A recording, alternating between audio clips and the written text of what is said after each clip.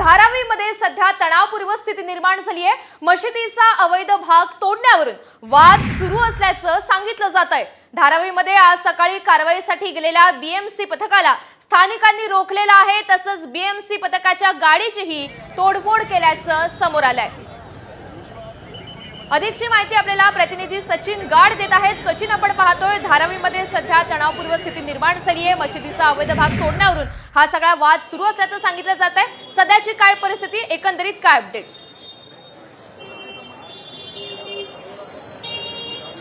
नक्कीच धारावीतील तणाव निवळण्याचं नाव घेत नाहीये। अद्यापही स्थानिकांनी 90 फीट रस्ता जो आहे तो अडवून धरलेला आहे। याच रस्त्यावरती मस्जिद ए शुमारिया नावाची मस्जिद आहे, त्यावरती पालिकेचं पथक काही वेळापूर्वी तोडक कारवाई करण्यासाठी आलं होतं आणि या पालिकेच्या पथकाला आता परत जावं लागलेलं आहे। या पथकातील 2 गाड्या या स्थानिकांनी त्याची तोडफोड केलेली आहे। आपण बघतोय की धारावी पोलीस स्टेशनच्या अवघ्या काही मीटरवरती ही मस्जिद आहे आणि सध्या जे काही स्थानिक आहेत ते इथे पोलीस स्टेशनमध्ये देखील जमलेले आहेत। पोलिसांचे वरिष्ठ अधिकारी इथे जमलेले आहेत आणि जे काही समाजातील जे मोठी लोक आहेत त्यांच्याशी सध्या इथे बोलणी करून तोडगा काढण्याचा प्रयत्न इथे केला जातोय। धारावी पोलीस स्टेशनच्या बाहेर मोठा फौजफाटा देखील लावण्यात आलेला आहे। 90 फीट रोडवरती ही सुभानिया नावाची मस्जिद होती आणि त्या मस्जिदला पालिकेने तोडक कारवाईची नोटीस दिली होती। ही नोटीस दिल्यानंतरच आपण बघितलं की अनेक प्रकारचे मेसेज सोशल मीडियावरती व्हायरल झाले। मशिदीकडून देखील असं आवाहन करण्यात आलं की आज जेव्हा तोडक कारवाई करण्यात येईल तेव्हा मोठ्या संख्येने लोकांनी इथे जमावं आणि त्यानंतर जशी पालिकेची लोक इथे आले तसं जे पालिकेच्या गाड्यांवरती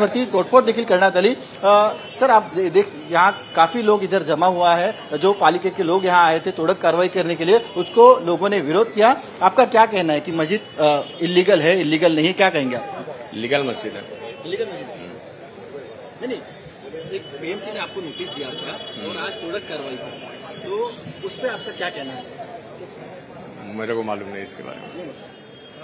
आपण बघतोय की स्थानिक मोठ्या संख्येने इथे जमलेले आहेत। पोलीस बंदोबस्त देखील इकडे मोठा आहे आणि सध्या पोलीस जे समाजातील जे ज्येष्ठ नागरिक आहेत, ज्येष्ठ नेते आहेत त्यांच्याशी बोलून तोडगा काढण्याचा प्रयत्न करत आहेत। एक जो 90 फीट रोड आहे तो संपूर्ण स्थानिकांनी इकडे रोखून धरलेला आहे। जो वरती पालिकेचं पथक पाठी जात नाही, जो वरती तणावपूर्ण या ठिकाणी परिस्थिती निर्माण झाली आहे। तुम्ही सोबत राहा।